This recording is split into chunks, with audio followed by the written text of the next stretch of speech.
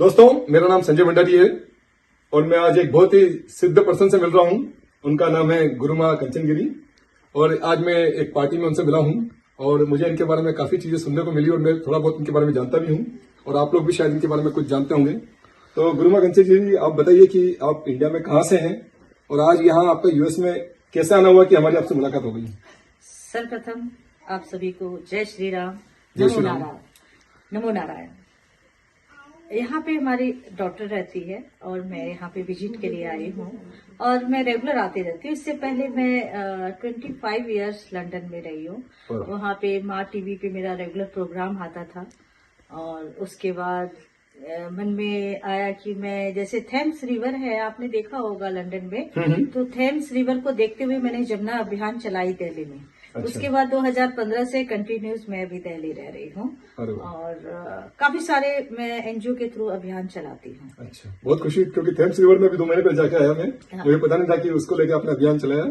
हाँ, तो आप काफी सारे डस्टबिन लगाए जमुना जी के किनारे, आईटीओ पे लगाया, सोनिया विहार लगाया, ढाई पुस्ता पे 5000 जो है डस्टबिन लगाया मैंने, ताकि जमुना जी में कचरा ना डाले लोग। अरे वाह, बहुत बढ़िया बात है। और मैं जब दोस्तों से बात करता हूँ तो आपको काफी सिद्धियां प्राप्त हैं, तो ये मुझे समझ नहीं आ रहा है कि किस टाइप की सिद्धियां आपको प्राप्त है। देखिए, सिद्धियां हर चीज की होती है। कुछ लोग भोजन बनाने में माहर हासिल करते हैं, कुछ लोग कला में। हमने साधना की। साधना जिस तरह से एक सिद्ध पीठ होता है, हमने तारापीठ में साधना किया 3 वर्ष।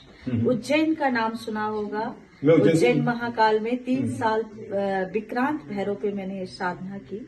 मैंने 19 इयर्स से साधना चालू कर दी थी। तो सबसे पहले मेरा टूर रहा था मॉरिशस। तो मैं वहाँ पे मॉरिशस के जो प्रधानमंत्री है राम गुलाम जी, तो उस टाइम में प्रधानमंत्री नहीं बने थे, उन्होंने इन्विटेशन दिया था, तो मैं गई थी। मैंने कहा एक समय आएगा आप सबसे यंग प्रधानमंत्री होंगे। क्या बात है। तो उनकी भविष्यवाणी की थी। फिर उसके बाद मुंबई रही, ऑफिस था हमारा मुंबई। तो काफी फिल्म इंडस्ट्रीज के लिए भी मैं लिखती थी कि कौन सी पिक्चर रिलीज हो रही है तो कौन सा चलेगा और कौन सा। अरे भैया, आपने दिल की बात छीन ली, क्योंकि मैं हर फ्राइडे को मूवी देखता हूँ। हर फ्राइडे को मूवी देख के रिव्यू डालता हूँ, तो मैं सोचता हूँ कि अपना रिव्यू डालने से पहले आपसे बात कर लूँ कि पिक्चर हिट होगी कि नहीं होगी। तो भविष्यवाणियां और किस टाइप की आपने बॉलीवुड में क्या भविष्यवाणी, आपकी कोई जैसी भविष्यवाणी है जो सच्ची हुई है? देखिए, मैंने सबसे बड़ी भविष्यवाणी की थी। आपने केसी बुगाड़िया का नाम सुना होगा। केसी बुगाड़िया, बिल्कुल। तो उस टाइम में उन्होंने लाल बादशाह पिक्चर बनाई। मैंने कहा ये लाल बादशाह आपको कंगाल बादशाह बना देगी। अच्छा। आप मत बनाइए। लेकिन उन्होंने कहा कि मैं इस चीज को नहीं मानता हूँ। लेकिन ऐसा हुआ कि वो पिक्चर इतना फ्लॉप हुआ, सुपर फ्लॉप हुआ। उसके बाद उन्होंने कभी भी कैरियर में दोबारा कोई मूवी नहीं बनाई आज तक। जबकि वो बहुत बड़े इंडस्ट्री में उनकी थी। हाँ, उनकी काफी सारी मूवीज थी। उसके बाद उन्होंने कहा कि काश मैं एक बार आपकी बात मान लेता और मैं अब कोई भी काम करूंगा। मैंने कहा अब तो आपका वो समय, क्योंकि कोई भी समय ऐसा होता है कि आपका पिक का समय होता है। अगर आप उसको पकड़ लेते हैं तो कभी भी फ्लॉप नहीं होगा। क्योंकि बहुत लोग प्लैनेट्स को नहीं मानते हैं। अच्छा। जैसे मैं एस्ट्रोलॉजी करती हूँ, बहुत लोग नहीं मानते हैं। तो मैं ये कहना चाहती हूँ कि प्लैनेट्स है, वो आपके ऊपर इफेक्ट करती है। जिस तरह सूरज की रोशनी में आप जाते हैं, आपको गर्मी महसूस होती है, उसी तरह हर प्लैनेट आपको कहीं ना कहीं डैमेज करता है।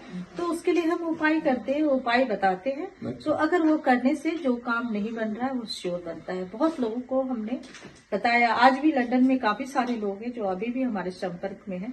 अच्छा।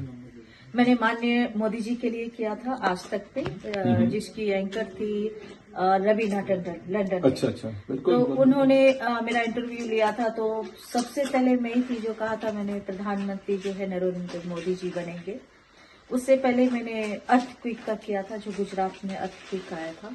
ऐसे बहुत सारी भविष्यवाणियां हैं। मतलब पर आप इसमें साइंस यूज करते हैं कि आर्ट यूज करते हैं? मतलब नहीं, देखिए साइंस है ना, पूरा टोटल साइंस है। आप किसी की हॉरोस्कोप बनाते हैं तो सूर्य कितने घंटे में स्थान परिवर्तन करता है, कौन सी ग्रह अभी किस स्थिति में है, तो सभी तो मैथ ही है। अच्छा। और मैथ आपका परफेक्ट है तो आप एग्जैक्ट एक्यूरेट बताएंगे। अच्छा। पर मतलब मैंने ये भी सुना है कई लोग मतलब लोगों को ऐसे जाल साझे में लेते हैं, कुछ करते हैं, तो उनको नॉलेज नहीं होता है कि वो नॉलेज नहीं होता। अभी ऐसे हैं बहुत सारे लोग जिन्होंने एस्ट्रोलॉजी की पढ़ाई नहीं की, यूट्यूब पढ़ के एक अपना बिजनेस खोल लिया है। अच्छा अच्छा। लेकिन जो वाकई इसमें महारत हासिल किए है, देखिए आदिकाल से परंपरा थी, जन्म पत्री भगवान श्री राम का भी बना था। भगवान श्री राम जी का जन्म पत्री और रावण का जन्म पत्री एक था। हाँ। उस टाइम में भी ये चल रहा था कुंडली, उस टाइम से भी ये परंपरा थी, यज्ञ की परंपरा थी। मतलब बहुत पुराना साइंस है। हाँ, यज्ञ भी साइंस है। यज्ञ के द्वारा आप वहाँ के वातावरण को शुद्ध कर सकते हैं, आपको पॉजिटिव एनर्जी मिल सकता है, क्योंकि हम बहुत सारे आहुति डालते हैं जो सामग्री में होता है। तो जो वहाँ पे बैठे उसके ऑरा पे पॉजिटिव एनर्जी काफी इफेक्ट करता है। साथ ही जो हम मंत्र का उच्चारण करते हैं तो उस मंत्र का जो है काफी प्रभाव आपके सारे जितने लोग वहाँ पे यज्ञ में बैठे प्रभाव पड़ता है, पूरे ब्रह्मांड में प्रभाव पड़ता है। कि आपने देखा होगा हर चीज में ध्वनि है। अग्नि जब प्रज्वलित होती है उसमें भी आवाज आती है, हवा में ध्वनि है, हमारी बॉडी के अंदर ध्वनि है, पूरे ब्रह्मांड में ध्वनि है। अगर हमें कोई बात रखनी होती है तो मंत्रों के द्वारा, ध्वनियों के द्वारा हम ईश्वर को सुनाते हैं, कम्युनिकेट करते हैं उनको, और वो हमें उसका आशीर्वाद प्रदान करते हैं। ये साइंस, ये लॉजिक है। और मैंने आपका काशी का भी कुछ आपका आंदोलन मैंने सुना है, तो उसके बारे में कुछ काशी का अभी ज्ञान मापी मस्जिद का चल रहा था, तो हम लोगों ने काफी उस पर आवाज उठाई थी, काफी सारे डिबेट्स हुए थे, जिससे कि क्योंकि आप देखे होंगे कि मुगलों ने काफी हिंदुओं की मंदिर को तोड़ के उन्होंने मस्जिद बनाया। जो हमारी चीजें हमें वापस मिलना चाहिए, इसके लिए हमने आवाज उठाई थी, और बहुत सारे हिंदू संगठनों ने भी आवाज उठाई। इसी बात से मुझे याद आया कि कुतुब मीनार को लेकर आपने बड़ा कुछ इंटरेस्टिंग काम किया, मुझे वो भी बताइए। हाँ, उसमें हम 200 लोग गए थे और वहाँ जाके चैलेंजिंग थी, चारों तरफ से पुलिस ने पहरा लगाई हुई थी, लेकिन तो भी हम कुतुब मीनार पहुंचे और वहाँ हनुमान चालीसा किया, और हमने ये संकल्प लिया था कि कुतुब मीनार को विष्णु स्तंभ घोषित की जाए, क्योंकि वहाँ 27 मंदिर थे, उसे तोड़ के कुतुबुद्दीन ने वहाँ कुतुब मीनार को स्थापित। तो बेसिकली मंदिर था, ऊपर बेसिकली मंदिर था। वहाँ से साइंस भी स्टार्ट होता है। वहाँ सारे कुछ ऐसे भी तत्व है जो ग्रहों का डायरेक्ट प्रभाव पड़ता है। मुझे मालूम उनका एक स्तंभ भी है जिसपे आप हाथ करके अगर आपके हाथ टच कर सकते हैं, तो कई ग्रहों का उसपे है। उसपे देखिएगा कई संस्कृत में कुछ स्लोगन भी लिखा हुआ है। तो इसीलिए अभी तक हमारी इस पे आवाज चल रही है कि विष्णु स्तंभ उसे घोषित की। तो इसको